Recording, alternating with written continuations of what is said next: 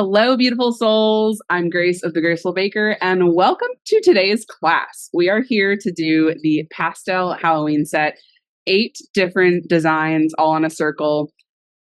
I really love this set. I mean, I know I say this about every class, but this one's going to be fun. Before we get started with today's class, I'll run down what we're doing today. I always like to start my classes with 3 deep breaths together just to ground ourselves. You might be a little nervous, you might be a little anxious sitting down today, and I just want to bring the calm vibes today to today's class. So let's do 3 deep breaths together. First one in through the nose, out through the mouth. Second one in through the nose, out through the mouth. And last one in through the nose and out through the mouth. Welcome. Okay. We're here today to have fun. I always like to say with my classes, there are 2 ways to take my classes. You can strive for gold medal perfection, do it exactly how I'm doing, which is totally an approach. Typically, when I take a class, that's often what I end up doing. The flip side of that is just to focus on learning and having fun and doing something different. Chances are you're not going to get this on the first try. No offense. I've been doing this for, at this point, almost 15 years. So even I still make mistakes, and I'm considered an expert, advanced professional cookie decorator. So just keep that in mind. Today's class here today, I'm just bending down a little bit so you can see my face, but the rest of the class, it's just about the cookies and it's about my hand decorating. So as beautiful as my face is, you don't really need to see it. We're doing this Pastel Halloween class, which I'm calling advanced beginner / intermediate, but really a lot of this stuff today, I think brings the intermediate. I would say that if I could summarize the theme of this set in one word, it would be control. Control of your piping bag, control of your icing. We're doing some fine work, which you may not be able to see looking at the cookies, but believe me, there's some fine work done here, even things that frustrate me. But we're all here to have fun and learn, right? To my right, I have my schedule of operations today, which is, if I'm ever looking to my right, that's why. I'm going to run down just a little bit of all the things you need to have here today. Then we will do our practice sheet and we will practice piping. I'll teach you how to cut the bag, all that stuff. And then we will get to cookie decorating. So if you're more advanced and you're like, Grace, I've heard your spiel a million times, go ahead, go to the description box at the bottom of the video. There will be timestamps where you can just skip ahead to the next cookie. Skip ahead to decorating. But sidebar, in that timestamp, I have a new thing. I have listed out timestamps for each cookie. So if you want to just do one cookie at a time for whatever reason, you can just skip ahead to those parts. So I think that's all I have to say. I have a lot to say in my class, and that's how I tend to approach my classes. If you've ever taken them before, I do talk a decent amount, and that's because I've taught a lot of live classes in person and online, and I know what the follow-up questions are. I know what y'all have in your head, so I try to anticipate those by answering as much as I can as I'm decorating, as I'm teaching. If you don't like how much I talk, this is my style of teaching. This is what I love to do. So everyone is welcome here. If this is your first time taking one of my classes, welcome. If you are coming back for your second 10th class, welcome back. I love you all. So first things first, we need to have all of our supplies here. You need your naked cookies. You need your icing. And yes, we're working with a lot of bags today. I highly recommend having, when I say there needs to be 2 bags of a certain color, a small bag and a big bag. Like, this is what I mean. It's not literally a different size bag. It's just a different amount of icing in each bag for the flood consistency. Highly recommend having that. You'll see when we start decorating why that is so helpful. You need to have your intermediate practice sheet. I always print out 2 just in case, but you really only need 1. Then for tools, so this is a more advanced class. So I recommend having my 3 scribes that I always work with. You want your more standard metal scribe, medium thickness, the really thin PME scribe, and then this thingamajiggy. We're going to use this is going to pull double duty. Actually, we probably won't even use the scribe end today. We are going to use the flat end. If you don't have this, not a big deal. I really recommend having the 2-size scribes, and you'll see there are different applications for different size scribes, which we will work with today. This I use to scrape icing on the cutouts. If you don't have that, this class does call for a kitchen knife like this, and you can just use this to scrape instead, but I prefer the little thingamajiggy as a scraper. You need a pair of scissors, optional, but amazing for the addition of the designs would be the edible glitter. Love this stuff. This is the white diamond dust by the Sugar Art. Also optional but helpful would be this edible marker. Any color works. And then this 1.5-inch circle, also optional but super helpful. And then paper towels, of course. So let me just make sure I haven't missed anything in everything that I want to say today. All right, let's get this party started. So we're going to do our practice sheet. So for this, I am going to put all my cookies to the side. When we get to decorating, I will always have the finished cookie in the frame so you can see what it looks like. And when we do decorate, the way that I take you through this is we jump around from cookie to cookie. So that's why I have a schedule to my side, because each layer of icing and each thing we're doing takes a certain amount of time in between to dry so you can move on to the next thing. So by the end of our time together, we will have finished all the cookies, but we're jumping around all over the place. So if you've ever done like one of my YouTube tutorials, it's not at all the same. My YouTube tutorials are heavily edited. And so you see like one cookie at a time, but it could be hours in between each step, or minutes or hours, whatever. I would say do the class as is with up to 2 batches of dough. If you baked a lot more than 2 batches of dough, like 3, 4, at that point, I recommend not tackling all the designs at a time. I would say, depending on how many you're doing, like you may want to do 2 to 4 designs at a time. And the reason for that is that you don't want all of your cookies sitting out at various stages of decorating for like 10 hours while you're decorating, right? They're just going to get stale.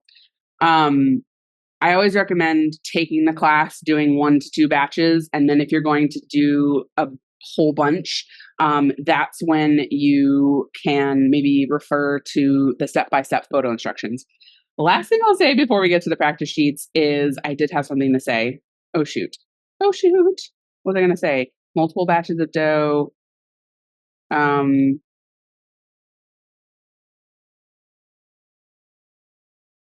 So for that, if you are referring to the video and you're not doing as many designs, or maybe you don't want to do all the designs we're doing today, you can go to the description at the bottom. All of the timestamps will jump you to different spots in the video with each cookie. I think that's all I wanted to say on that front. Okay, so first things first, grab your practice sheet. And then for today, I recommend using the pink icing to do the practice sheet. If you accidentally made way too much of another color, go ahead and use that. In the icing amounts that I gave you, I did a little extra pink knowing that I wanted you to use this for class. So just keep that in mind. Now, there should be 3 bags of pink. The way that I mark mine, so you know, the white top is piping consistency. The knotted one is my small bag of flood. And then the one topped with green, and I think one of mine has blue, is the larger bag of flood. So for this one, we do not need the small bag of flood. That's for our detail work later. We just need the piping bag, and we need the flood bag. So before we get to cutting the bag, because once you cut the bag, the icing is just going to flow out of it, right? Before we get to that, I want to just go over how to hold the bag. Regardless of the skill level, I always go over the basics of everything, because even if you know how to do something, you know how to do it a certain way, and maybe the way I teach it, maybe the way I do it is different, and you might learn something new that you like, or you might be like, you know what, Grace, I really prefer the way I do it. And I'd be like, that's great. Go you. I love you. All right. So we're working with tipless bags today. I'm going to show you how to hold the bigger and the smaller bags today. We are working with pretty small bags today because remember what I said, control. Today's theme is control. And one of the ways that you get more control with your icing is you have a smaller bag of icing and you cut a smaller tip in your bag. So the bigger bag is the flood here. You want to find the seam, flip it over so that the seam matches up with your knuckles, and then the top of the bag matches up with the top of your hand, like so. And then you should be able to wrap your pointer and your thumb around the top, and you should be able to hold the bag just like that. You do not want to be holding the bag in the middle because you're sending pressure in two directions, which means you're sending icing in two directions, which is no bueno. You don't even want to hold it just below the top because you're still sending icing in two directions. You really want to make sure you're holding from the top down. And then you can wrap the rest of your fingers around the bag, or you can wrap a couple of fingers around the bottom. For this size bag, I would say this is probably how I'm going to hold it. Keep in mind, I'm 5'11". I have big hands, so you may need to work differently if your hands are even bigger than mine or if they are smaller. This is how I would hold a large flood. Now, typically, or with a flood consistency, we're usually at a 90-degree angle. So I might even hold the bag like so at a 90-degree angle. For the smaller bag here, with a thicker consistency, this is where it's more important to make sure you've got the fold up and not the seam up. Because if you have the seam up, you're more likely to get an angle, a crinkle. That's not the right word. You want to get as round of a tip as possible coming out of this. And if you're piping with the seam up, you're going to get the like square angle more likely of that seam, if that makes sense. So in this case, I'm moving my seam to the back and I'm going to be holding it. Is this how you hold a pencil? Yes, this is how you hold a pencil. So this is me holding the marker and then whoop, nope, don't fall. Okay, didn't even move my hand. This is me holding the bag. So I'm using my thumb to apply pressure from the top down. And when you pipe, you typically pipe at a 45-degree angle. If you are left-handed, you're going to be piping from right to left. If you are right-handed, you're going to be piping from left to right. So just keep that in mind as I'm piping things like circles. If you're right-handed, you typically want to go clockwise. If you're left-handed, you probably are more comfortable going counterclockwise. If you're a lefty in class today, just anything I'm doing from left to right, you may just want to switch to right to left and it'll make things easier. It's not like writing where you still have to go from left to right. No. It's like writing Arabic. I think Arabic, right, goes from right to left. Woo, I hope I got that right. I don't speak or write Arabic. So moving on, I speak French, which still goes from left to right. Okay.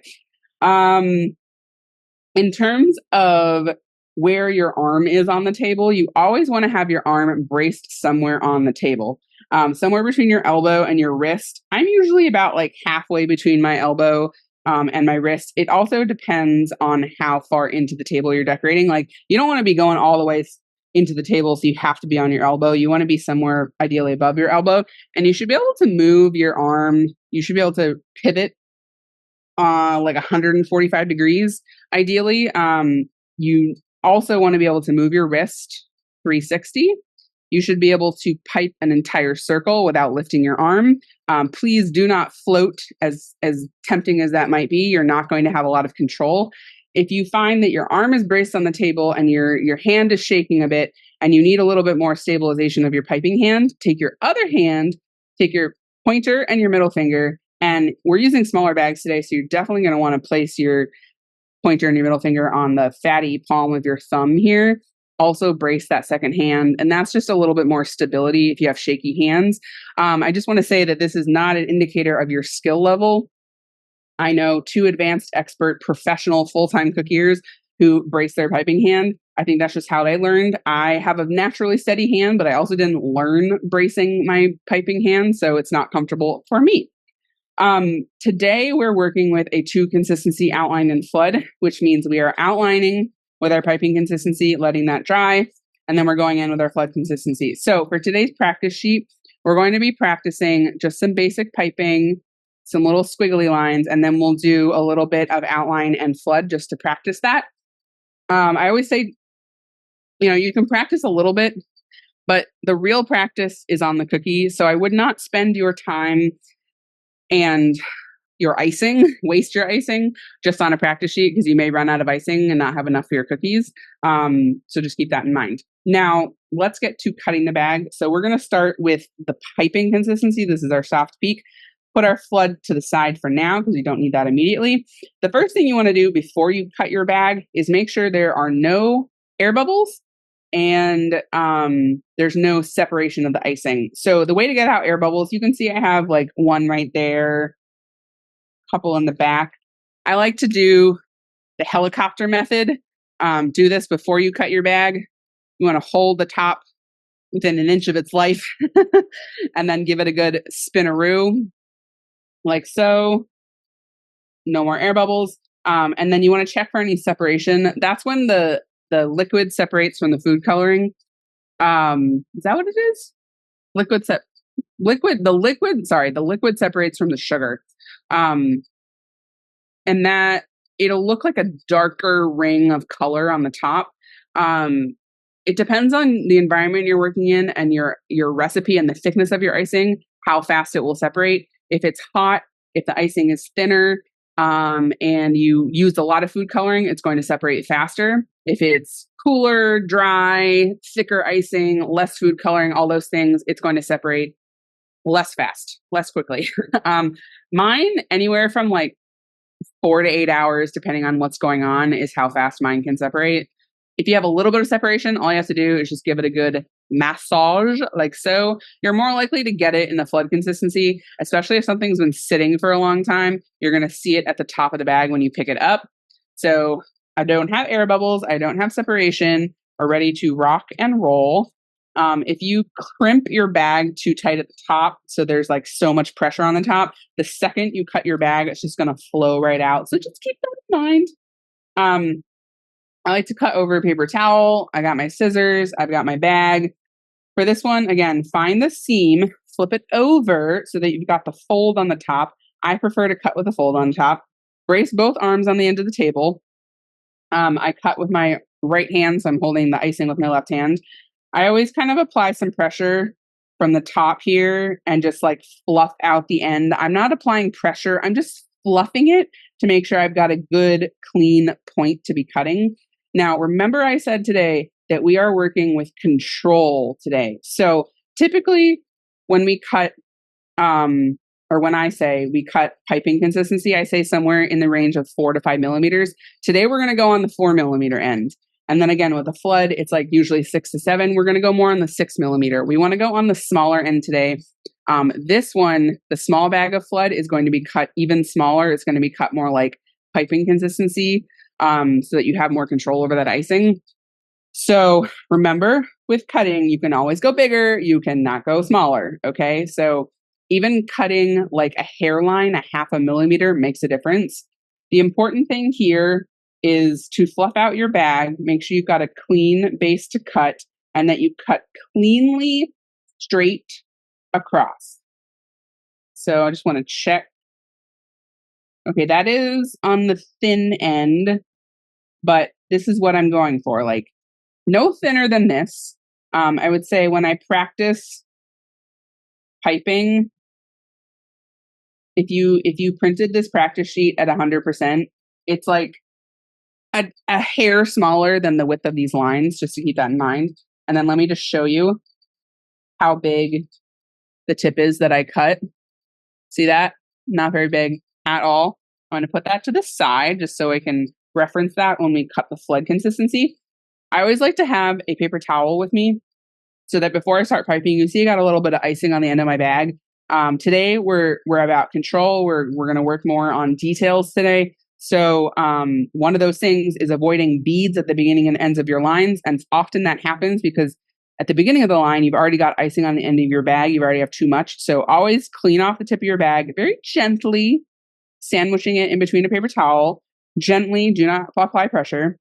Then brace your arms on the edge of the table, pipe at a 45-degree angle, apply a tiny bit of pressure to make contact with the paper, lift, apply consistent pressure, come back down, contact, release. So contact, lift, contact. The amount you need to lift off the paper depends on how far you're piping. The longer the line, the higher up I'm lifting. This is more like half an inch. You'll see when we pipe the squiggles down below that we lift even higher. This is how you get a nice clean line. Now, if you're getting beads like this at the beginning and ends of your line, today we're going to, if you're more advanced, I would focus on trying to remove those. To remove the bead at the beginning, again, clean off the tip of your bag, have half a millimeter of icing on the end of your bag to make contact, lift immediately, come back down and make contact, okay? Let me pipe a little bit more with the camera totally in focus now. I don't know if you can see at that angle. Yeah, you can see pretty well that I'm bringing out my bag pretty high. And you get beads. Whoops, I had too much icing at the beginning of my line. You get beads at the end of the line because you wait too long to release pressure like that. If you have any breaks in your lines, that can happen for two reasons typically. One, there are air bubbles in your bag, so as it passes through an air bubble, it breaks the icing. The other thing is inconsistent pressure on your bag. So if you're applying pressure or you're applying inconsistent pressure on the bag, it can break as you're piping. That's fairly common, especially for more beginner cookiers. Let's do some of the line practice on the bottom or the middle here. So you're only going to make contact twice. Lift your bag about an inch and a half off the paper, and you are guiding your icing. Your eyes are always ahead of the icing. It's like reading music. If you read music, you always want your eyes ahead of what you're doing, and you're guiding the icing. This middle one here is arguably the hardest one. You want to have a sweet spot of pressure. How much pressure you're applying on the bag depends on the thickness of your icing and how big the tip is. You'll see when we use the flood, you don't need a lot of pressure. If it's a true soft peak today, you shouldn't need a ton of pressure. This is all about control. How much can you control your icing? Now, our bags here today are smaller than what I typically recommend working with. I usually don't like to do less than an ounce and a half. That's because I have large hands. But we needed a lot of different bags of icing and colors and consistencies today. So we're working with 1 ounce. Crazy pants, I know. All right, so once you get the piping done, go ahead and outline the square and the circle. So for the square, you're going to do outline or contact lift, contact lift. You may want to break this into 2. So you're always going from left to right. If you are left-handed, remember, start on the upper right and go from right to left. And then for circle, I'm going to go clockwise because I'm right-handed. Lift that bag. Circles are very hard, my friend. And yes, I'm sorry. We are doing a lot of circles today. Okay. We're going to let that dry for a second. With a 2 consistency outline on the flood, people always ask, should I let the outline dry or not? I would say, rule of thumb, let the outline dry. Because the whole point of the outline is to be a fence to hold the animals in, okay? Or in this case, the icing, the fence to hold the icing in. If the fence is made of wood and the icing is dry, that means it's going to hold the animals in better. If the fence is made of marshmallow and it's still wet and it's still moving, then the animals are much more likely to just like run right over it, okay? Maybe they will feel safe in their container and stay. This analogy is going too far. Okay, so that's allow the outline to dry. There will be maybe one instance today where we don't allow the outline to dry. Sometimes I don't, just because if you want a total seamless look, you don't want the outline to dry. But generally speaking, unless you're really challenging yourself, let that outline dry. Okay, let's go ahead and cut the tip of our flood. The big one for the pink. Remember, get the air bubbles out.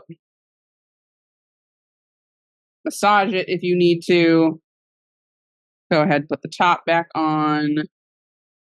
Same deal. We're going to be cutting in the region of like 6 millimeters for this one. So brace arms on the edge of the table.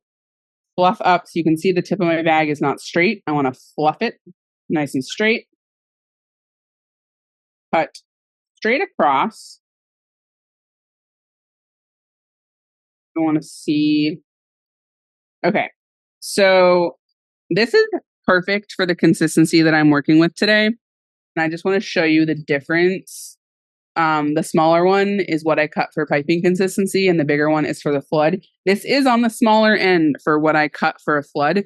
And this works because my flood is a thin flood today. If your flood consistency is too thick, you're going to need to cut a thicker tip on your bag. And I'll talk in a second about what to do if your icing is not the right consistency. Let's go ahead and flood the square in the circle. So you're going to flood at a 90-degree angle, and you're going to apply a decent amount of pressure doing the first edge. You want to do a little bit less icing, and then I apply like 10 times the amount of pressure to finish it off. Grab your scribe. Any scribe will do for this one. For corners, you want to lift the icing on top of the corner with your scribe. That's what's going to get you the most seamless look. Today's a more advanced class, so we're going to be working on stuff like that. And then for the circle, now I just want to show you, if you are mayhem in your flooding department like this, no problem. Take your scribe, encourage it to all the areas. You may need to give it a little jiggle. Now, the thing with the two consistency outline and flood is that there is zero flexibility with that outline. Once you put that outline down, ship has sailed. It is done. If you are outlining a base cookie, like you're not outlining on top of something, if you really mess up the outline, you can always just scrape it off and try again. This is the downside to a two consistency outline and flood, because there's a lot more pressure to get it right. If as your icing starts to dry, it's going to look like this. It's going to start to, I guess this isn't quite dry enough because my icing is pretty thin, but it's going to start to wrinkle as you're doing this, and then you can't work with it anymore. But if you ever need to settle something, just jiggle the surface. Two last things I want to say before we start decorating. If you're piping your lines and you're getting a squiggle coming out of your line to begin with, I usually find that's because, and that typically happens with a thicker consistency, the tip of your bag is not cut cleanly enough. That's one major culprit I find. If there's any bit of extra ice or plastic on the edge, it's catching the icing as it's coming out. I also find that if I cut my bag at an angle, like unintentionally, not totally across and cutting it slightly at an angle, if I hold the bag in a certain way, it encourages the icing to squiggle out instead of come out straight, if that makes sense. So that's something else to keep in mind. So ideally, you want to be cutting your bag straight across.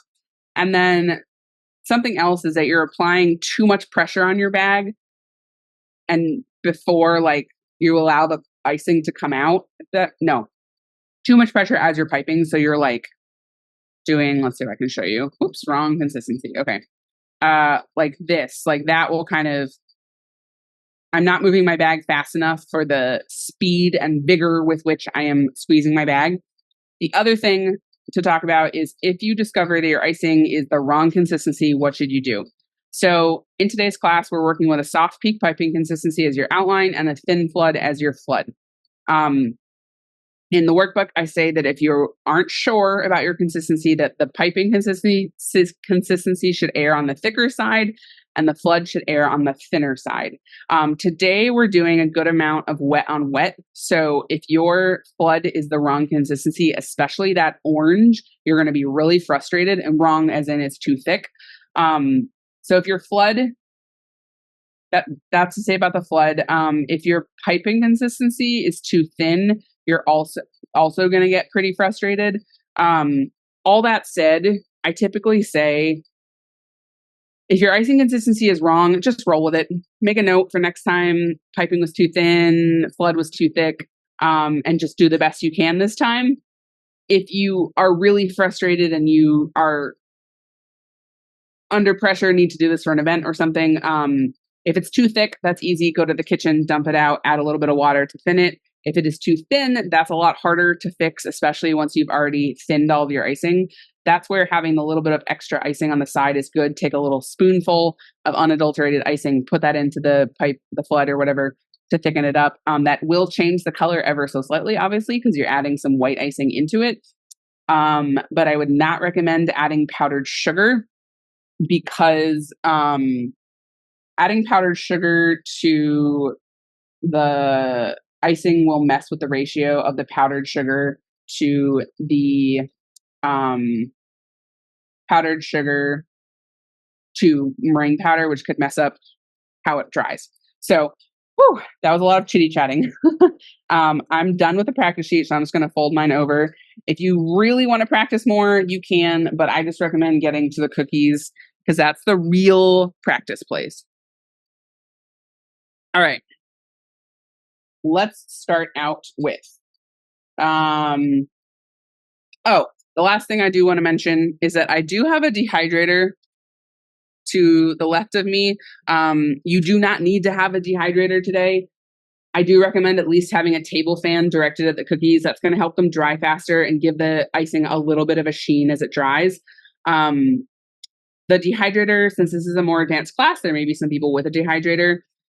If you have one, put it at the lowest setting. Mine goes to 95 degrees. I try not to keep it in for more than an hour max. And then each time I put it in, like maybe 10 to 15 minutes at a time. That's because it is a dehydrator. So it will dehydrate your cookies if you leave it in there too long. I use it as a speeding up drying tool. It also helps to prevent craters. So something like this guy, putting this in a dehydrator as soon as possible will help prevent craters. I use it in class because, well, I always use the dehydrator when I decorate, but especially in class, I'm only decorating one of each cookie. The beauty of this pre-recorded class is that you can pause the video whenever you want to redo something, to rewind, fast forward, whatever. I'm only doing one cookie. If you're making that batch, a full batch of icing or full batch of dough, you're probably making about 3 of each cookie, 3 of each design. So I need the dehydrator to speed this up so I can do this all live in one take, which is how I like to do my classes. I will do my best to say, like, put it in the dehydrator, take it out. But it's good for you to keep in mind that 10 to 15 minutes at a time. Like if you're pausing the video a lot, you may want to like set a timer for some of the cookies. Just keep that in mind.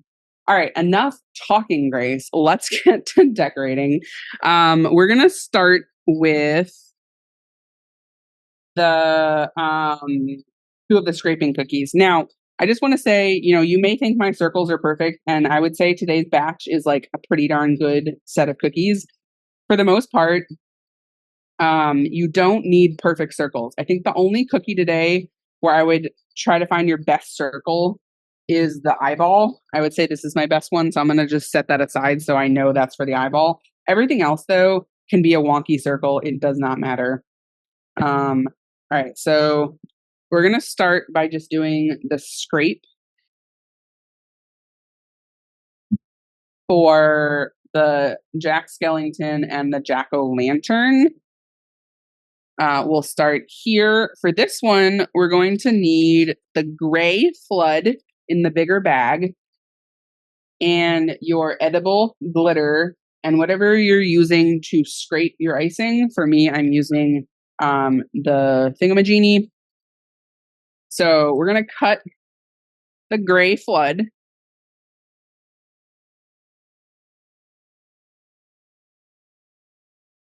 Do your thing, get the air bubbles out.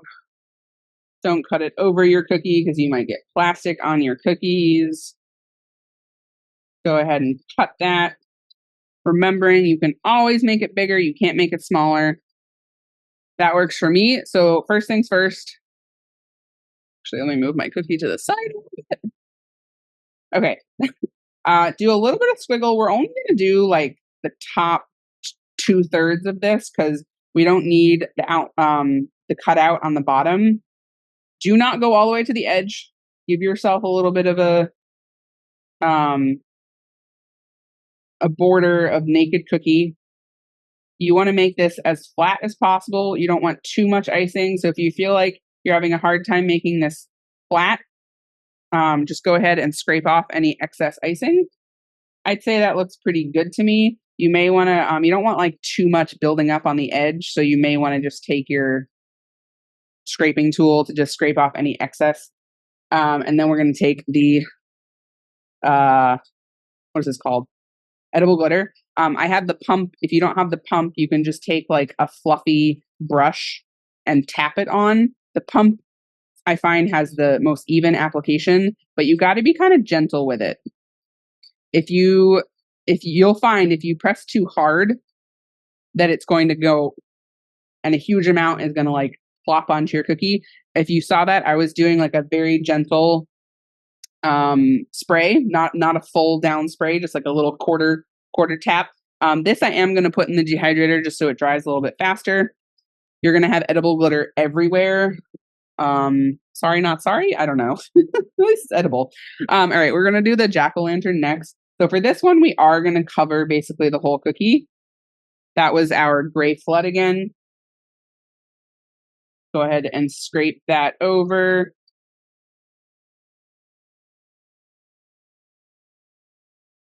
Again, a nice, even, thin, full coverage amount of icing. If there is some like texture on the back, like a little bit there, that's totally fine. I think it looks cool. All right, very gentle little baby squirts. Again, the edible glitter is optional, but I love edible glitter. I don't use it a lot anymore, but if it really adds, like, I think it adds to the whimsy of this set because it's because of the color palette is pastels. I always fear what I should do with it. I'm just realizing that I'm not wearing like my cookie decorating pants today. So if I were to just like wipe that off onto my pants, I'm just going to be covered in glitter. I just have to embrace it. Okay. When I am, by the way, dropping my blood consistency, I put it on a paper towel and yes, it comes out and yes, it gets messy. It's just the name of the game. All right. So next up, we're going to outline a few of the cookies that need more time to dry. These 3 cookies need a second layer on them. So we're going to flood these first so that they have ample time to dry. So let's start with the poison apple because we already have our pink ready to rock and roll. So go ahead. We're going to outline this. You want to go all the way at the edge. So your contact lift, again, I'm right-handed, so I'm going clockwise. If you're left-handed, you may want to go counterclockwise. Lifting the bag about an inch off the surface. Ultimate control here. Whenever you're piping a circle, you are going to reach a point. It's like a blind spot. Like when you're driving, there's always a blind spot in your car with the rear view mirror or whatever it is. You're going to have the same thing with your circle. If you want to be extra, the beginning and the end of your line, as soon as you pipe it, you can use a scribe to kind of help settle it together. I never do that, but I just thought I'd show that to you for fun. Now, if you are new to piping or outlining, let me just show you real quickly. You want your outline to lay on the edge of the cookie. You don't want it like hugging the edge of the cookie like this. You want it quite literally on top of the cookie. Again, not going over the edge, very much on top of the cookie. Because if you want it to be a fence that's perpendicular. You do not want it to be like the sides of a boat. Because if it's the sides of the boat, oh my God, look at my hands, they're covered in glitter. If it's the sides of the boat, it's more likely to flood over the edge, not necessarily, but it's more likely to happen. So keep that fence upright. All right, next one we're going to outline. Whoops. And of course, I'm getting icing everywhere. Okay, next one is the purple. So grab your purple piping and your purple flood. There should only be one purple flood today. So go ahead. Oh, you don't need your flood yet. Sorry. Just the piping consistency. So all we're doing right now is outlining. All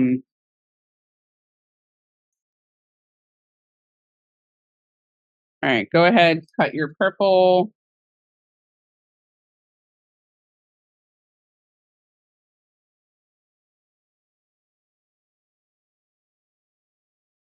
and then go ahead and outline this. So a nice thing about using such a small outline is that it's really going to get covered up by the flood. So you're going to have a relatively seamless look. Now, if you're really freaking out about outlining these cookies, you don't know if you're getting too close to the edge, not close enough, whatever. If you're going to err on one side, I would err on too small than too big, because you don't want to be like hugging the outside of the cookie. If you're like a millimeter or two in and you can see the edge of the cookie, no big deal. That's better to prevent overflood. Okay. Next one we're going to do is outline the spiders. So for this one, we need our teal or aqua. I'm going to call this aqua.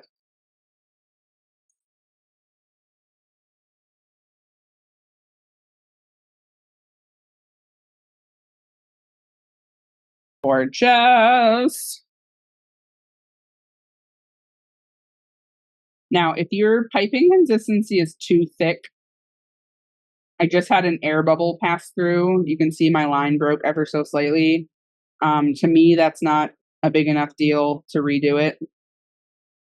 But as I was saying, if you're working with too thick of a piping consistency, when you do this outline, it's going to have a really hard time adhering to the surface of the cookie. And so once it dries, it's going to like immediately flake off very easily. That's a downside to using too thick of a consistency to outline.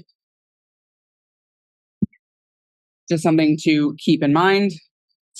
Now, next up, we are going to flood. So let's move to our pink. Pausing the video real quick to say that you will also need your edible glitter for this one. Grab your pink flood. I usually will like smash the end of it and then give it a little massage before I start flooding if it's been a minute since I opened the bag. And then for this one, so holding my bag about 90 degrees. This is a smaller tip on my bag. So this is going to take a little bit longer to flood. In which case, you want to be moving pretty quickly. But if you have a nice thin flood, this should work out nicely. So applying medium pressure and then really going for it after the initial outline. This is like opening a tough pickle jar. That's how much pressure I'm applying, okay? Then grab your scribe, doesn't matter which one. Fill in any holes. Give it a jiggle if you need to. Now, I can tell already that I've added too much flood because I can see it starting to want to fall over here. Since it's a true consistency outline in flood, there's not much you can do to fix this other than what I'm doing right now, which is just to kind of alleviate the gravity pressure of that much icing by taking some of it off. Got to work quickly with this, okay? Just going to give it a nice little shake. Say a little prayer. Trying to figure out what's going on over here. I think what happened is that my outline went a little too far over. So it was like the boat instead of the fence. I think this is going to be okay. Lord have mercy. Okay. And now this is the moment you want to add a generous spritz of that edible glitter. This is going to go in the dehydrator. When you pick up a cookie like this, especially one that has gone slightly over on the side, pick it up like this. Do not pick it up with one hand. Pick it up with two hands. You want to transfer it as flat as possible. If you ever get cracks on the surface of your icing, it's probably because you were moving the cookie too much while the icing was in the process of drying. That is because the very top of the icing has started to crust, but it's like a glacier. There's like all of this water, wet icing underneath it. And if you're moving the cookie too much like this, the icing underneath like tips the very, what do you call it? Like, what's the word? The was going to say gentle glacier, like maybe not fully frozen glacier. Anywho, I don't know if that's the exact right analogy, but we're going to roll with it. Okay, grab your big purple flood. Give it a good spin. So we're ready to use it.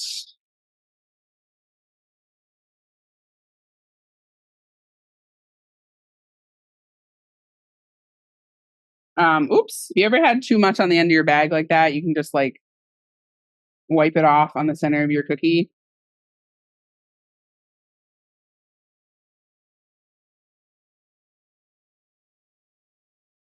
We're just doing a standard flood with this purple.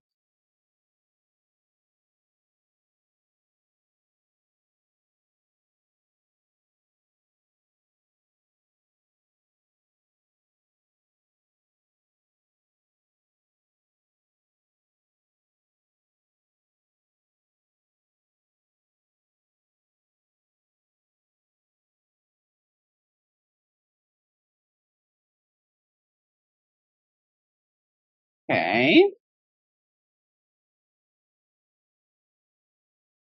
Whoop.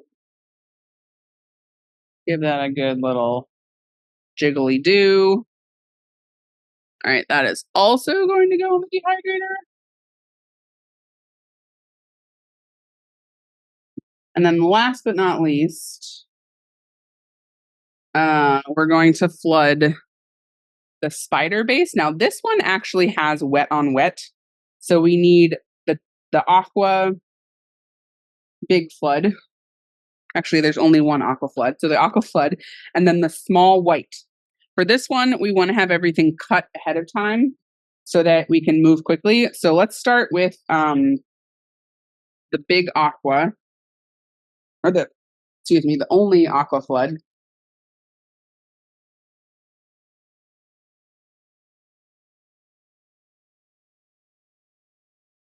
Go ahead and cut that one. And then for the small,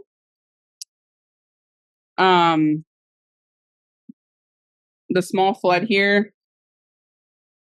we're going to do this like the piping consistency, maybe even like 3 millimeters. Like this is about the same as the piping consistency. So we have these smaller bags because when there's two things, you can have more control over this for two things. One, we can cut a smaller tip on our bag that you would not want to flood an entire cookie with a tip this size. The smaller tip gives more control. And then the less icing also gives you more control because there's less pressure of the icing pushing down. So, all right, have your aqua ready, your small white flood, and then your medium scribe if you have it, or just any scribe you have. But I would recommend something slightly thicker for this one. And so for this, we just have to keep in mind we're doing wet on wet, so we have to move pretty quickly. We're not adding a ton of extra flood with that white, but we are adding enough that we just want to keep in mind of extra, not adding too much aqua.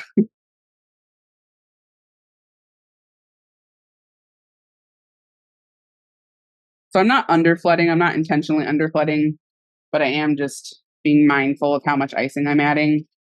Give it a good jiggle. Have your paper towel ready. Clean off the tip of your scribe. And then go ahead and start piping these lines. Mine are about like 1/4 of an inch apart. There is no exact science to how many lines I'm piping. I just kind of go by feel. I want it to pass more than halfway through the cookie, or just barely. I don't want it to cover the whole cookie. I like it just about that. So I take my scribe. I always pull through the center first. And then I pull far side, other far side, and then I split the difference. Always starting my pull before the beginning of that white line. And then I pull down pretty far. If you have any little peaks like this, just settle that by jiggling the surface of the icing, truly jiggling it, not puncturing it, but jiggling it.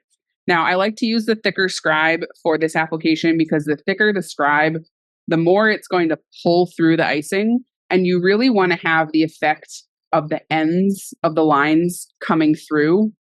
If you're using a thinner scribe like this one, you're not going to have as much pull through. And it's not going to be as apparent. It's not bad. I did my test ones like that and it was fine, but I just prefer the look of this. So this is also going to go in L dehydrator. And while you're there, go ahead and grab the Jack Skellington and the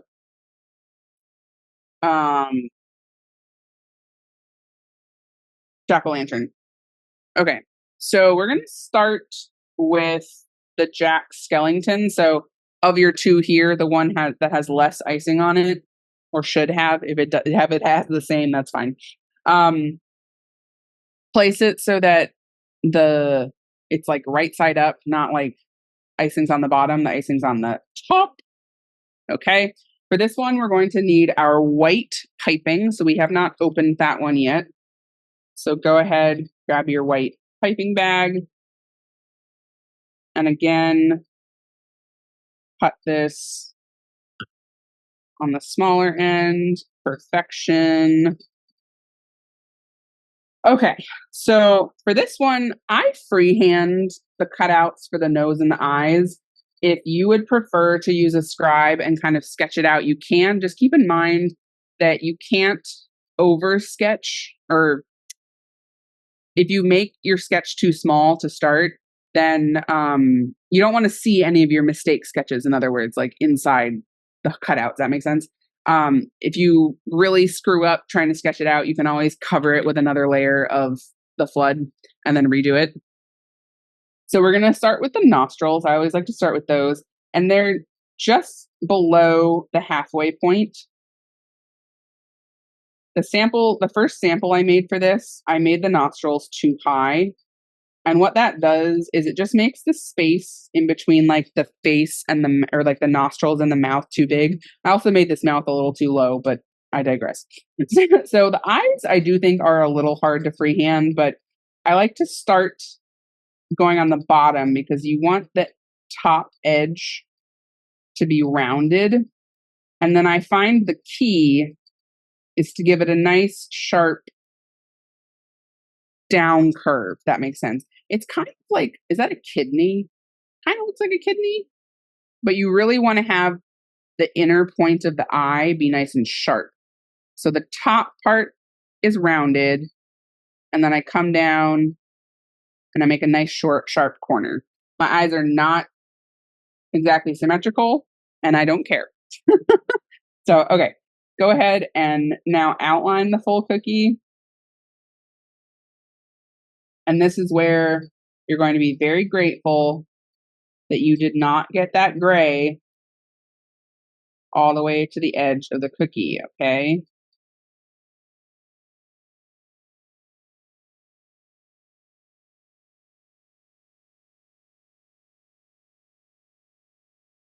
Voila. Okay, we're going to set that aside. We're not going to flood that yet. Next up, we're going to do the jack-o'-lantern. Grab your orange piping consistency. Do your thing with that one. Cut it, all the good stuff. Okay. Again, I like to freehand this because I fly by the seat of my pants. I don't know. You can sketch this out with your scribe, or you could use a marker too. I always start with the nose. The nose is the easiest. The nose is just a triangle, okay? Done. Then I like to do the mouth.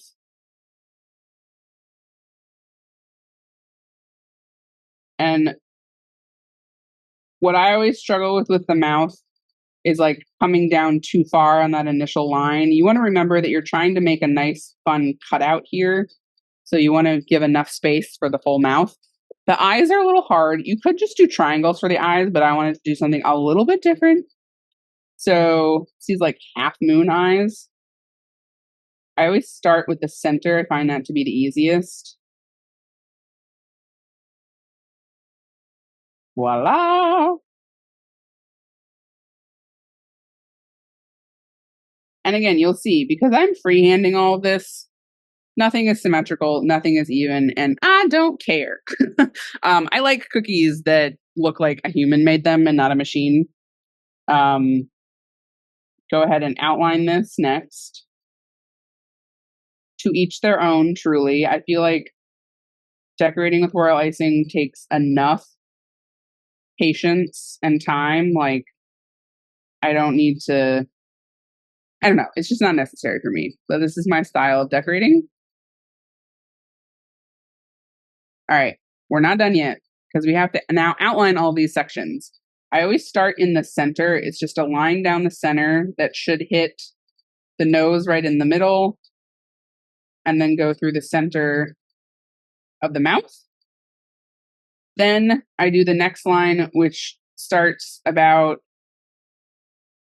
I don't know, maybe half of an inch. Whoops, I was not paying attention. Sorry. Oh man, okay. This is how you connect it. I do it on typically both sides first.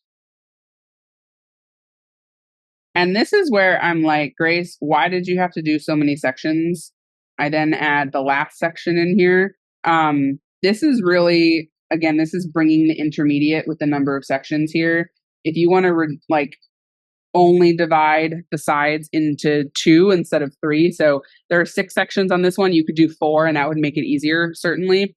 But I decided to make my life difficult. So also, it's more challenging and I wanted to do something a little more challenging for this class.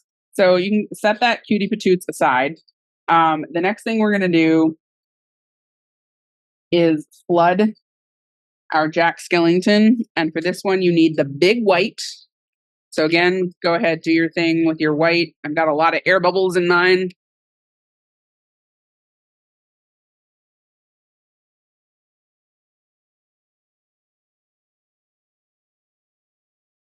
Oh, right. Cut your white. And then, this is not super necessary, but take your, piping consistency, white. And then if you want, you can add some squiggles just to these tight areas here. This will help prevent craters in those areas. I do not let my squiggles dry. I go ahead and I flood immediately. So since we're doing cutouts here, this is the big white, by the way. You want to be extra careful not to overflood these, because even though we have outlined the cutouts, they can still kind of collapse if you add too much flood. And we want to make sure we have some nice crisp cutouts here. So I often will like outline or flood the edge of the cookie, and then I'll flood around the cutouts, paying special attention to those noses, the nostrils, because those can really cave in if you add too much icing. And then you want to move pretty quickly here, flooding the rest of this in.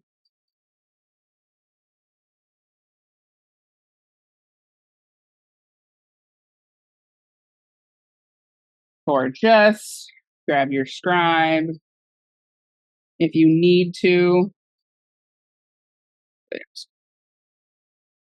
That a little bit of a jiggle. Really clean, crisp cutout. Sometimes you just need to encourage the icing to kind of cover the outline. Hey, I love that guy. He looks so cute and scary. Okay, that goes in the dehydrator.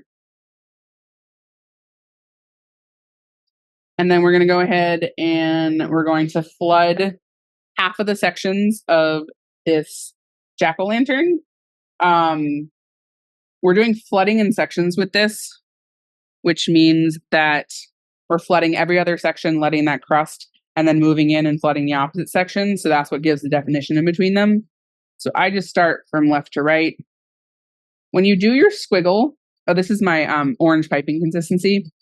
You want to make sure the squiggle is flush to the cookie. You don't want anything like sticking up like this. You want flush to the cookie. I do not go all the way to the edge. That's important too. And I'm just doing a squiggle. Like I'm not lifting my bag. I'm just flush against the cookie, doing my little doodad squiggle. For this one, we're going to use the large orange. Now, you may find that the large orange doesn't give you enough control. I will say for this one, since we're doing the jack-o'-lantern first, and then we'll get to this one later, you can cut it a little bit smaller for the jack-o'-lantern and then cut it a little bit bigger for this one, because you want to you don't want to use a smaller tip to flood that because it will just take too long.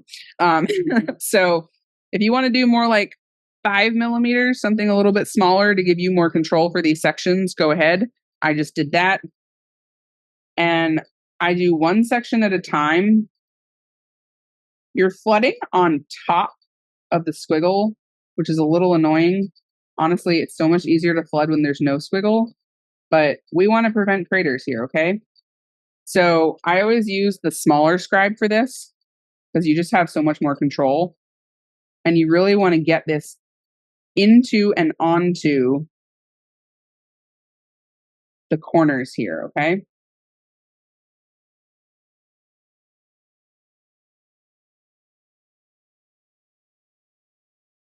There definitely is a balance of how much icing to use because you want enough so that it really can be puffy. Like if you aren't using enough icing, it doesn't matter. It doesn't matter if you're doing the squiggle or not. It's like still going to crater because you just didn't use enough icing. But since this is full of cutouts, if you use too much icing, it's going to cave into the cutouts, which is also a bummer. So I would do one, maybe see how it dries. You'll be like, oh, way too much icing, or oh, not enough icing.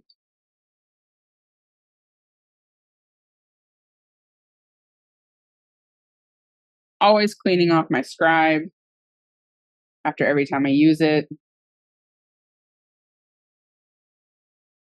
This is one of those cookie designs that looks super simple, but is actually quite hard to do well.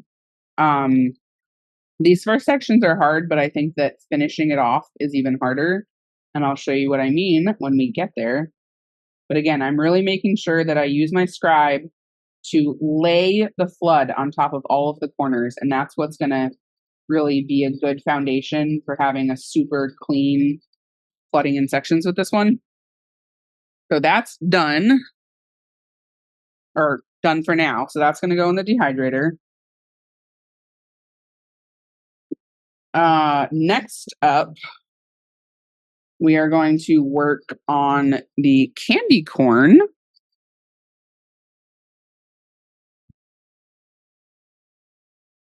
Okay, so for this one, this is where we need the edible marker.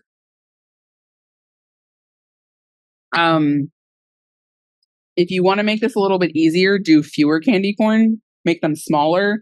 Something you could do is just do like a candy corn in the center and that's it. That would be super cute. I just wanted to make this more challenging, which is why I did as many as I did. And I like the placement of what I did. So I'm going to go ahead and just emulate what I did before. I like to just sketch out the triangles. I think these look the best with rounded edges to the triangles.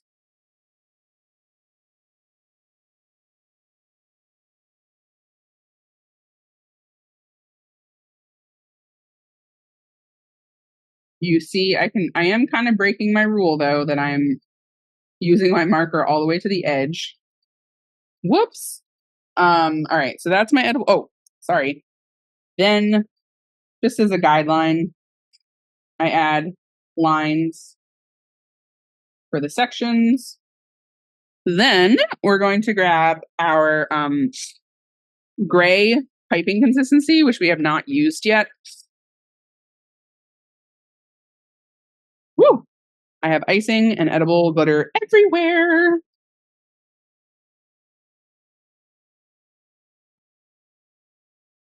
Okay. All right. So first thing I do always is outline the cookie. And I like to start and finish right here. Somewhere that I know I'm going to add an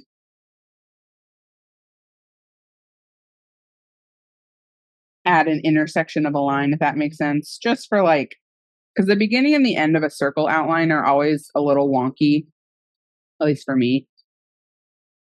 So I outline that, and then I immediately go in and I add that outline. I don't know. I like to start with the edge ones.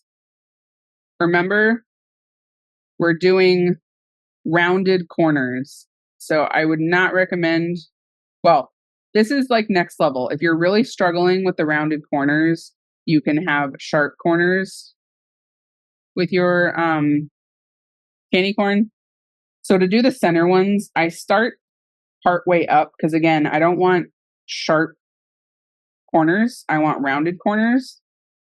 And the way you get those rounded corners is you really guide that icing.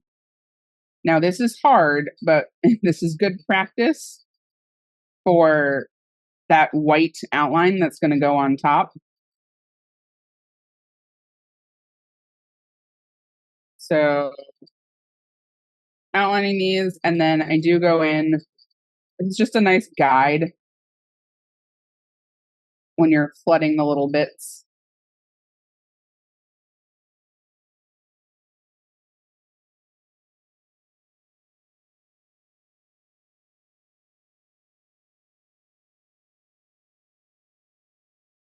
Okay. That's all we're going to do for that now. We're just going to let that dry for a minute. And then the next one we're going to do, we're going to start our moonlight. Now, this starts off with a little technique to do a very thick outline so you can see the outline.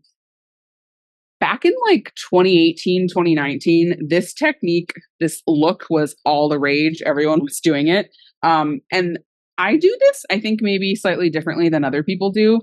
I found that the best way to get this thick outline that shows is to actually use flood consistency. So if you're going to use piping consistency, you really have to cut a big tip on your bag to get something that thick.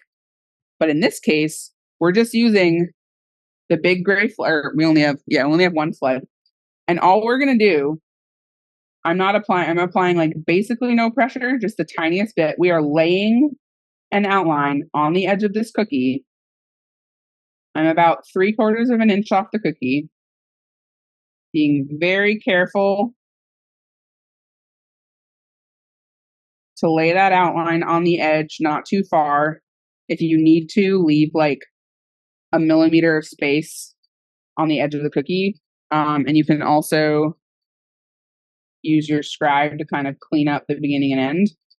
What this is going to do, and actually I feel like I went a little too far on the edge there, but that's okay. Obviously, you've got one shot with this outline, and that's it.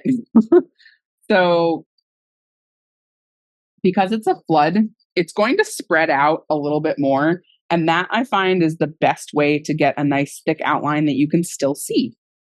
So that one's going to go to the side just to let that outline dry. Then pull out your jack-o'-lantern. And all we need right now is we need this jack-o'-lantern to be dry to the touch. If you can, like, very, very, very gently touch the orange and it doesn't come off on your finger, it's dry enough. If it's not dry enough, I would still take the cookie out of the dehydrator and pause the video, wait 5 minutes, and it should be dry enough. You just need it crusted over so that when we flood the next section next to it, it does not melt together. So grab your orange piping, and we're just going to do our squiggle again. Again, flush to the cookie, not all the way to the edge. I do a fairly tight squiggle. Today we're going to use two methods to prevent craters. This is the more traditional way. And I don't know. I like to start on the edge. Now, do your best. I like to try to just flood once like this. The less you use your scribe to finish off these sections, the better it's going to look. Now, you have to use the scribe for these corners. That's unavoidable because the tip of your bag is not that fine. But I like to, let me show you this again. I like to flood, this one I'll do in two sections. I like to flood up right next to the previous section. Some people like to drop an outline first with that flood, but I think this is a much cleaner look. You're going to really struggle in some of these corners, and you're going to say, Grace, why did you do this to me? And I'm going to say, because it looks cute. All right, this is where you really need that scribe. When I'm really playing with fire, I'll do all three sections at this, I'll flood all three sections at the same time because I am impatient. But you have to really know, you have to be really confident that you can work fast enough for that. Because you have to use your scribe to finish off these sections. And if the icing starts to dry, then bad news bears. So as you're using your scribe to finesse the icing, just do your best to not get it too close to the dry section next to it. Again, these corners, you have to, okay?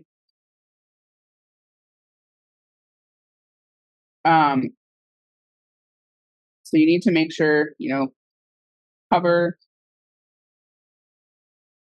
all the corners of icing. What I mean is here, if your icing is not already touching the previous section, just try to jiggle it about 1/8 of an inch from the cookie. You don't want to get too close to the seam. Otherwise, you're going to see what happens. It's going to create an uneven seam. Now, at the end of the world, we are here today for a more advanced class. So I want to teach you some more advanced techniques. This is the first cookie that we're done with. And you're like, oh my God, that was stressful. And I'm like, yes, it was, but it was so worth it, I think. Okay, be very careful picking this one up. Also goes back in the dehydrator. That one is done. Pat yourself on the back. Good job. Very proud of you.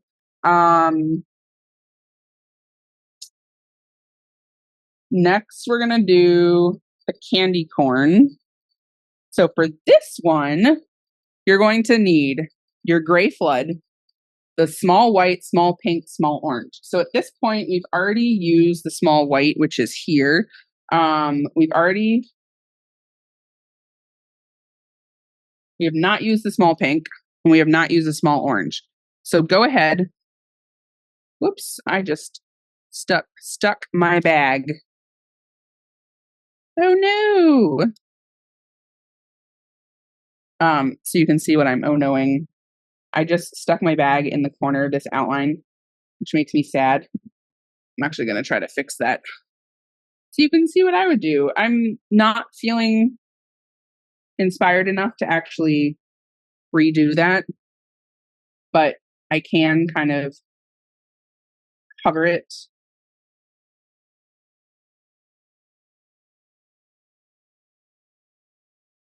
And voila. Okay, now I'm going to put this farther away so I don't mess it up again. All right. So go ahead, cut your small pink, small orange. Again, pretty small tip on that bag, like the same size that you did for piping consistency. You're going to thank me in a minute that you have those smaller bags, okay? So I'm going to walk you through what we're going to do before we do it, because this is all wet on wet. We do need to move pretty quickly because we're doing it all at the same time. But the benefit to this design is that these outlines cover a lot of mistakes. So if you're moving really slowly, in other words, and you kind of have separation in between the gray and the candy corn colors, no problem. It's going to get covered up with the outline. So first things first, I start off with the gray. And I usually, just because I'm a creature of habit, I'll like outline around the edge first.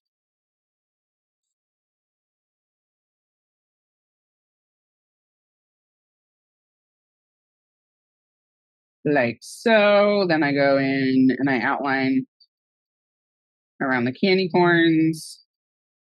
I'm not applying a ton of pressure here because I really don't want to overflood this. Like I want just enough icing. This is where the outlines of the candy corn is going to help the icing stay in place. First thing I like to do is just stab my cookie and give it a good jiggle so it can kind of settle on its own. And then I use my scribe. You got to work quickly here, okay?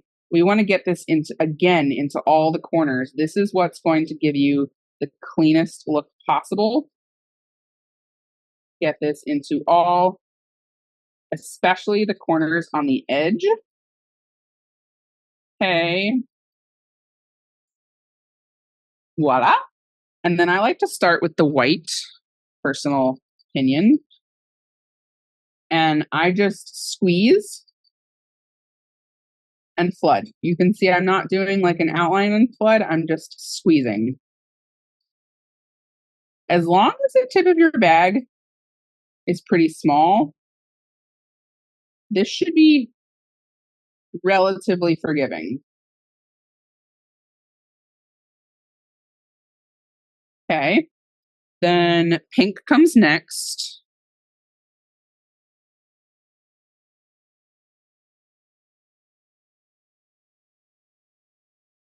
Now, again, I'm flooding up against this, but if you find that your outline is really messy, you can add, or your outline, your like seam is really messy, you can add an additional line on top.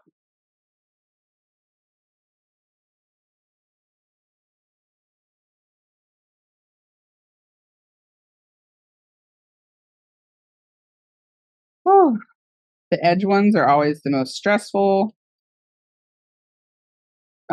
This is where take your scribe, move quickly, and this is where you can kind of finesse any of those corners.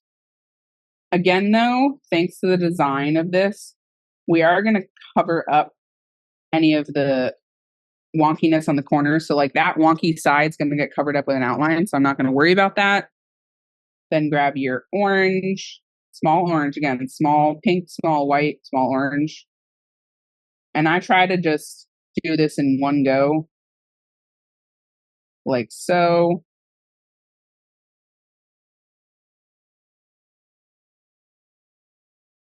Give it a chance to settle. Then I might go back and like clean up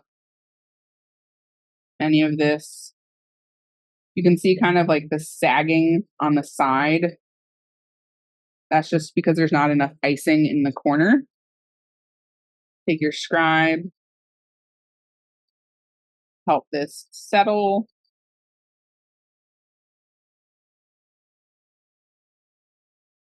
Oh my gosh. Okay, pat yourself on the back. We're not done, but pat yourself on the back. Now, I'm going to go next level here, and I'm actually going to tap this cookie like so, but you need to be really confident picking up your cookie if you're going to do this. I wouldn't stab the cookie and jiggle it because it's going to actually jiggle the design, and you don't want to do that.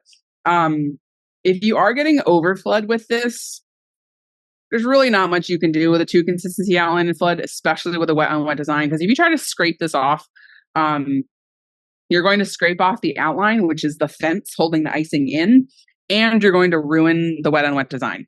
So typically if I get overflood, I just let it go, or I will immediately scrape off the entire thing and redo it. This is going to go in the dehydrator. We are going to outline our eyeball. So grab the last circle you have, your white outline, and then we're going to go ahead All we're doing is just sorry. Pause, Grace, pause. Oh no, I have it's not why I'm pausing, but icing mayhem in aisle 10. Whoops. I'm just getting my purple flood everywhere. Okay. Pause.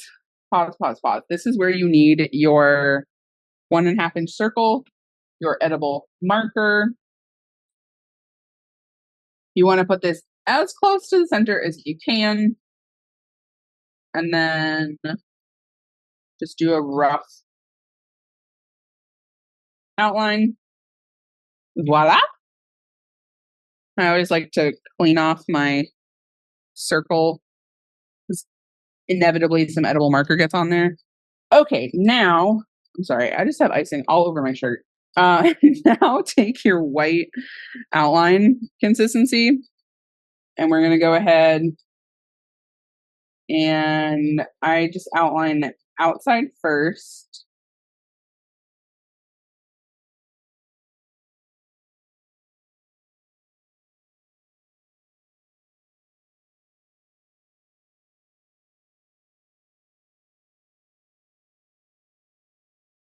And then I outline the center circle. Now, for me, this is good enough. I don't outline the iris or whatever. Is that the iris? I don't know. Y'all, I'm sorry. Just ignore me. I don't outline the gray in the middle because I just prefer to do that with icing. But if you need that extra outline, go ahead and do that now. Okay. The moon or moonlight. My freehand thing says just moon on it.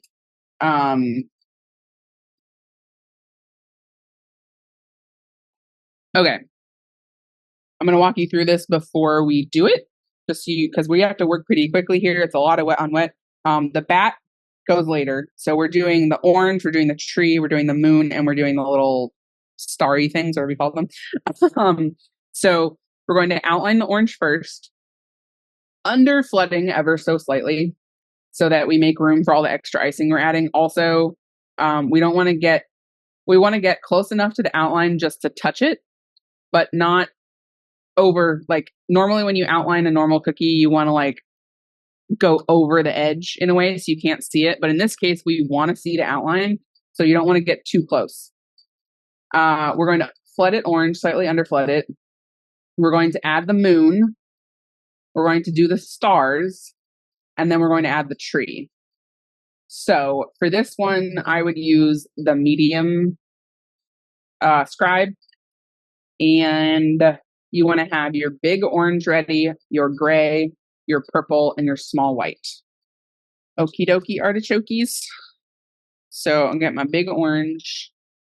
I'm going to get my purple and my small white and my gray. Okay, got all my icing. Clean off the tip of my bag. I'm going to go in and flood, and remember, I'm getting just close enough to touch the outline. I would not recommend personally using your scribe to get the flood to touch. I like to just get it in the first go, but if you have to use your scribe, obviously use it. And I do a smaller flood to begin with. And then again, I'm slightly under flooding it because we really don't want to over flood this cookie, because if we do, then the outline disappears. And this is where you can see, I don't know if you can see on the edge here, I didn't quite get it to touch, so I'm just very gently encouraging the icing over. Give it a nice stab. Then grab your purple for the moon. Need a fresh paper towel here. Okay. For this one, we're going to outline the moon and then fill it in. You don't want to inject the icing with this size of a circle because you're going to add way too much flood. Okay, there goes the moon. Then this is where we are just going to inject 3 dots like so. Then I like to do the little stars. You have to, you're going from the center of the circle and you're pulling north, south, east, west. Center out, always cleaning off your scribe. I made the mistake of getting that one star a bit too close to the moon, because you'll notice if you're too close, you're going to mess with the integrity of that moon. Grab your, what is this called? Gray. And we're just going to outline the edge of the tree like so. Then I kind of fill it in loosely. You don't want to fill it in all the way. Then I add a branch on top of the moon and a branch going through the moon. And that's it. You don't want to add too much because I like the look of some of the orange showing through. And then I will start just by kind of going through the main trunk here, just back and forth, back and forth. I want there to be a lot of like messy lines going through this. Then I'll pull through the branch on the top and do some little smaller branches. And then you've got one shot with this moon, okay? Pull through the moon, do some branches inside the moon, like so. Let's see. This is a wonky looking tree. That's okay. This is the more abstract part of the show. That looks like a really evil tree. I don't really like that, actually. I'm gonna add one more branch and hope that I didn't make this worse, but better.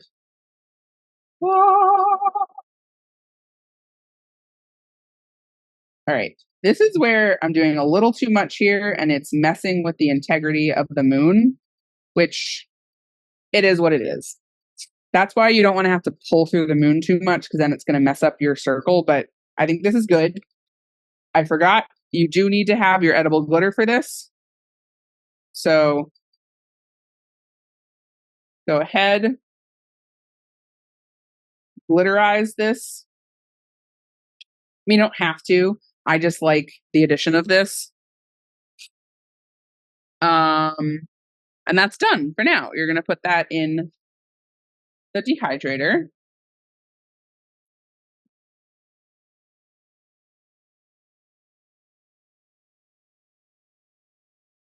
Gonna clean up my space a little bit.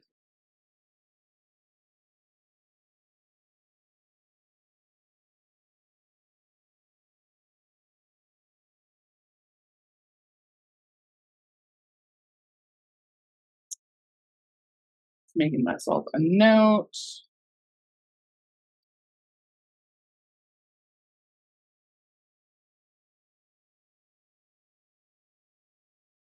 Okay, so next up, we're going to take out the ghost, spider, and apple from the dehydrator.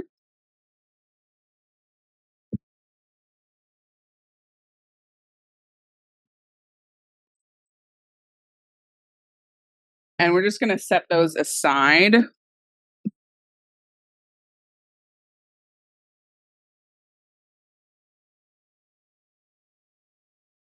And then next, we're going to do the eyeball.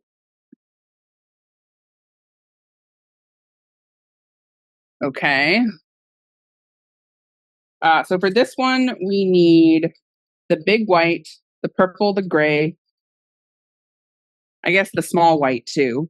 And then this is actually the pink piping consistency. I like to do these squiggles with the pink piping for 2 reasons. One, I just like, you're putting a piping consistency on a flood and it kind of creates a mild 3D effect, which I personally really like. And then second, you have a lot more control with the the pink piping consistency than you would with a flood. You could do the flood with this, like, 'cause since we do have a small pink flood bag. But again, I like the kind of 3D nature that it adds. I think it looks cool. So you need your, again, purple flood, gray flood, big and small white floods. I always start with the purple, doing it generous, and then I leave kind of a circle in the middle. Grab my gray. If you need to jiggle this at all to help it settle, go ahead. Grab your small white, add the highlight, doesn't really matter where. And then your big white.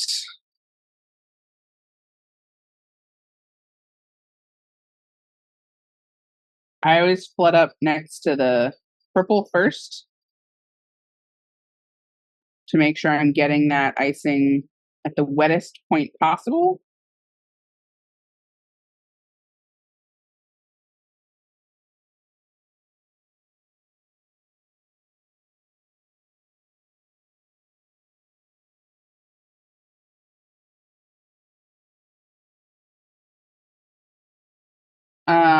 Jiggle it a little bit if you need to.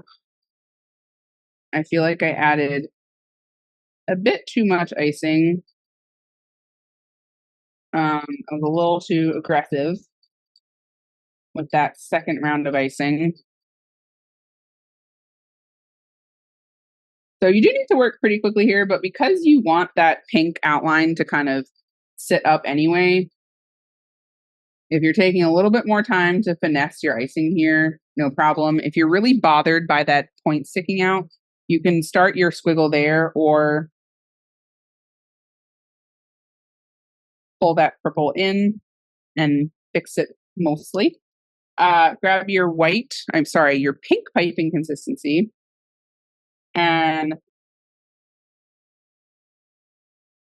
I'm always a visual split the difference person. I do think it's easier to start from the iris and then go out, or the purple, whatever that's called. So I do north, south, east, west, and then I do 2 more sets of lines in between.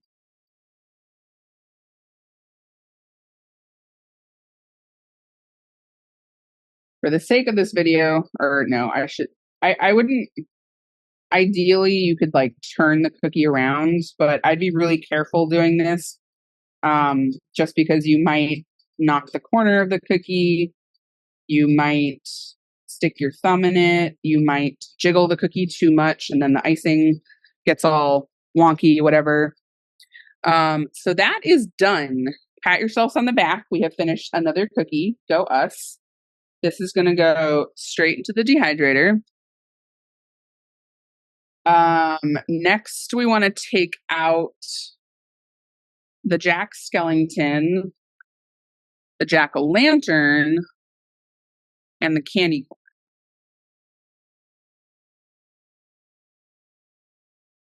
Those we're just going to set to the side so they don't spend too much time in the dehydrator. Running out of room here. Okay. Next up, we're going to get the ghosts out.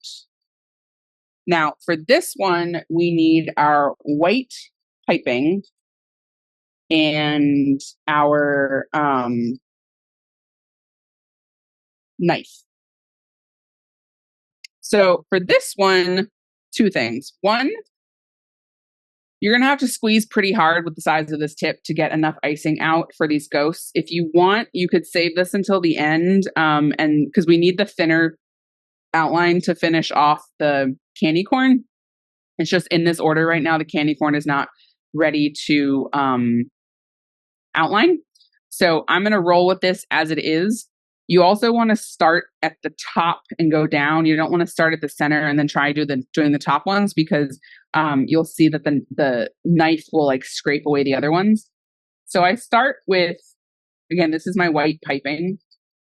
I start with smaller guys at the top, and I'm going to pull just below the top of the dot. And as I'm pulling away, I'm gradually pulling the knife towards the cookie. So for these, again, these are pretty large. I'm squeezing a lot.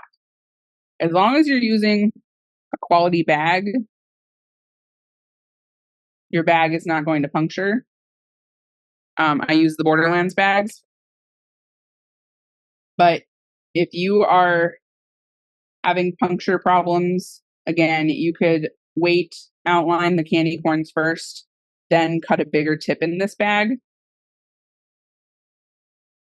And you really want to scrape the end of that ghost. That's going to give you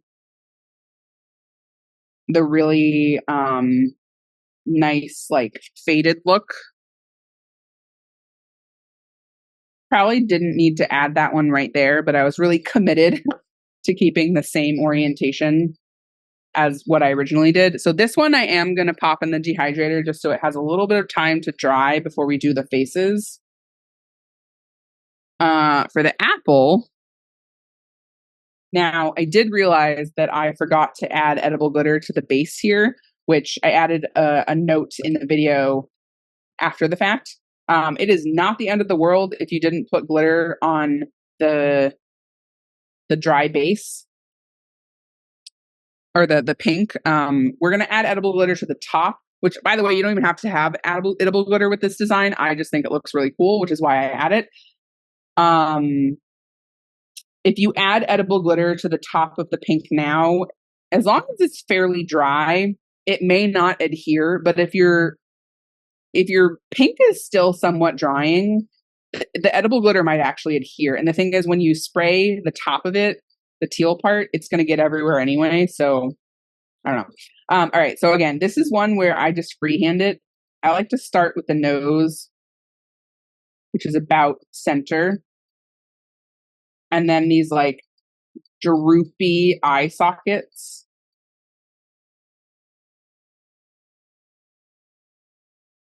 Okay. And then I always start, you want to do this very much on the edge of the pink. Whoops, I didn't do a very good job on that corner, but that's fine. And then the drippy bits are all done in one swoop. You only release you only make touchdown on the ice on the cookie at the beginning and the end. And you want to create space in between the droops. You don't want to do them like this, if that makes sense. Like, you want to have space in between your droops, like so. We're just going to let that outline dry for a second. Then let's grab our Jack Skellington, and we're going to add the detail piping on this one. So take your gray outline, and I like to start with the eyebrows. We're really just following the curve of the eyes here, like so. And then the mouth is big, and it does not need to be totally even. I always like to start in the center. Ooh, that was a very large line. And then I kind of fade the size of the lines as I go out and make them smaller. I'm really making contact and I'm lifting. This is kind of like a bridge over the icing. And we're done with another cookie. Okay. That does not need to go in the dehydrator. That's done as is. Let's grab our apple again. So for this one, we need our scribe. I would use the bigger metal one if you have one, and then our teal or aqua icing, and then edible glitter. So this is another way to prevent craters. You are actually going to puncture the icing. I find Don't ask me the science behind this. I did not come up with this either.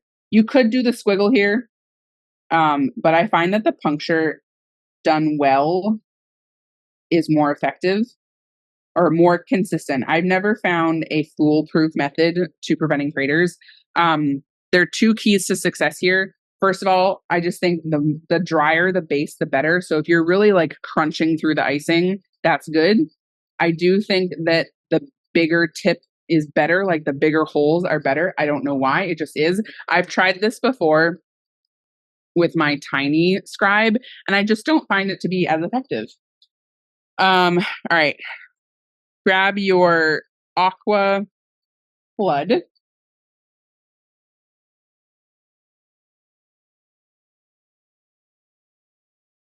And this is another one, like, you know, do your best not to over flood this. Those holes, by the way, what's amazing about that technique is you can flood the cookies one day and then come back to do the second layer the next day, and it works. Like, it's incredible. It used to be that the go-to way to prevent craters was to not let your base layer dry all the way. But that means you had to work really quickly, and you definitely could not like flood one day and then do the second layer the next day. So I found that if your base layer is barely dry, I don't feel like the holes work that well, personally. So I'm just getting this kind of to cover all of the outline corners and imperfections. And then take your edible, whoops, oh my goodness. Icing everywhere. Oh, okay. Take your edible glitter, give it a nice glittering. I just think it makes it look whimsical and creepy at the same time. So I feel like this might actually adhere, this pink. This is not the end of the world. Or I think the glitter might adhere to it is what I mean. All right, let me see if I can clean up my space a little bit. Now, what is next, Grace?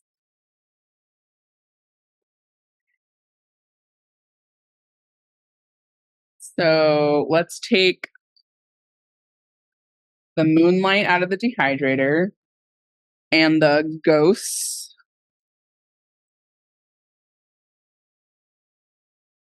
We're almost done here. We just have to finish off the ghosts, the spider, the candy corn, and the moonlight. So for the ghosts here,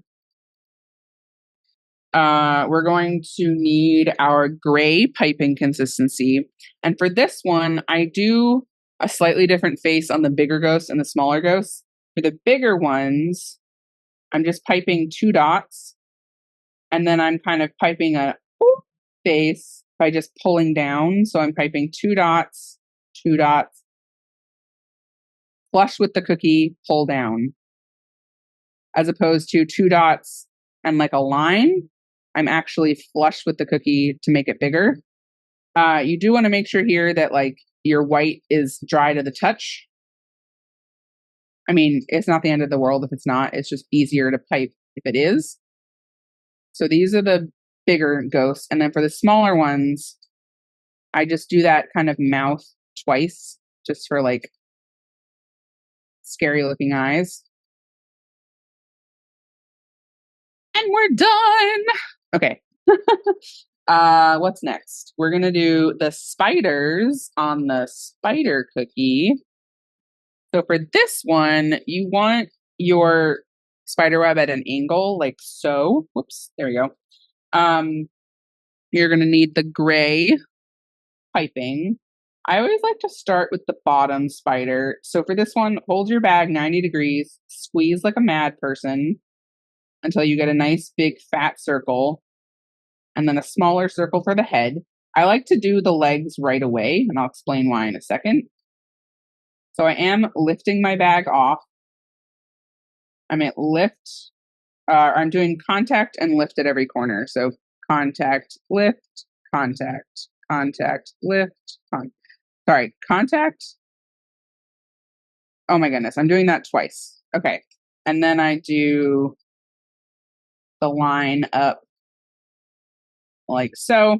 A couple of things. Okay. So, and then I do the top one, which should be like a little bit higher than my sample one. I do kind of a twist at the top there. If you want to get really technical and get like a really nice settled circle, use your scribe immediately. But you know me, I don't have the patience for that. So, good enough. If you're using a true soft peak, then the little twist at the top should be good enough.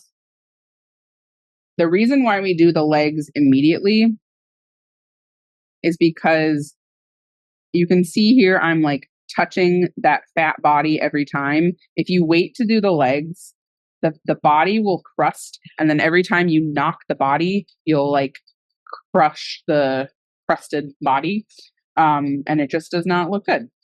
So again, I'm doing like a level sweeping motion. If doing the angled legs like this is too hard, you can just do straight lines. And just remember that spiders have 8 legs. A long time ago, I did a Halloween set and my little spiders had 6 legs, I think. No, I've done one with 6 legs. I've done one with 10 legs. I don't know. I'm a cookie artist. I'm not a whatever. Okay, this one's done too. What do we have left to do? We have to outline our candy corn and finish our bat. So let's go ahead, outline our candy corn. So for this one, we need our white piping consistency.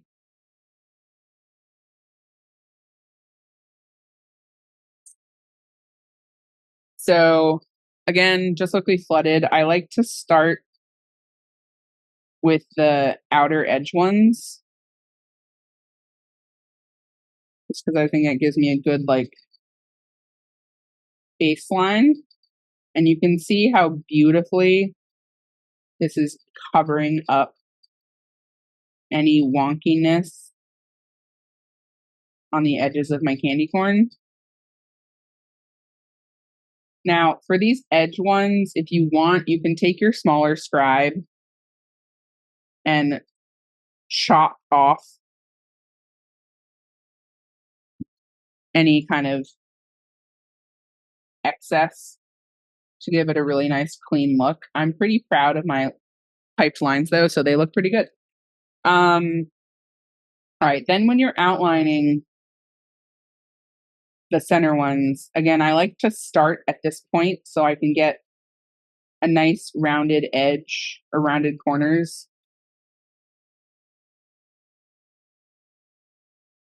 And at the beginning and the end of your line looks a little wonky, you can always use that scribe to kind of finesse the line. But again, as we all know,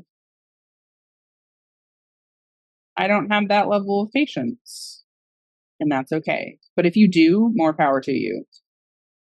More power to you. I think of someone, I don't know if you follow Maddie's Cookie Co. Maddie is, her technique is incredible, but she also has the patience of a literal saint, because the amount, like, she would do that. She would finesse those lines, but her cookies are incredible. So like, who am I to say?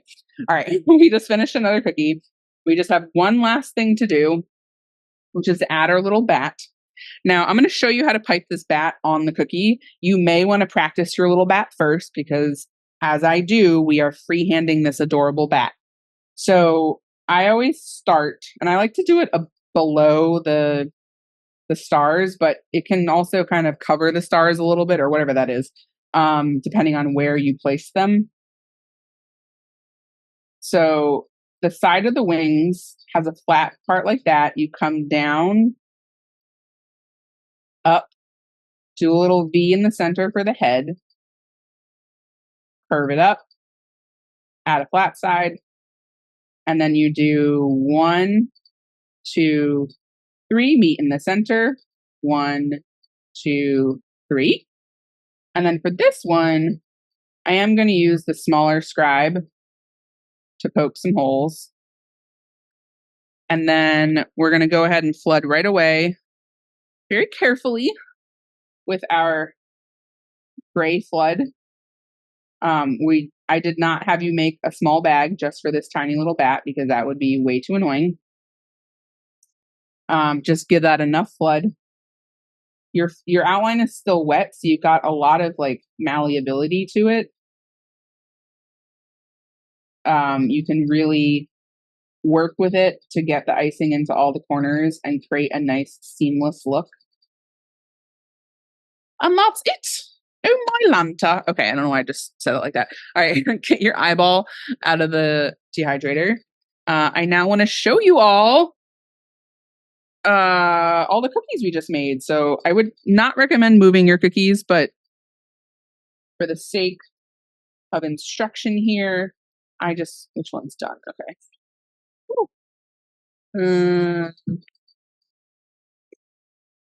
Okay, we are done. Pat yourself on the back. I'm very proud of you. I love this set. I think it's cute and it's spooky and it's whimsical and it's all the things that make me happy.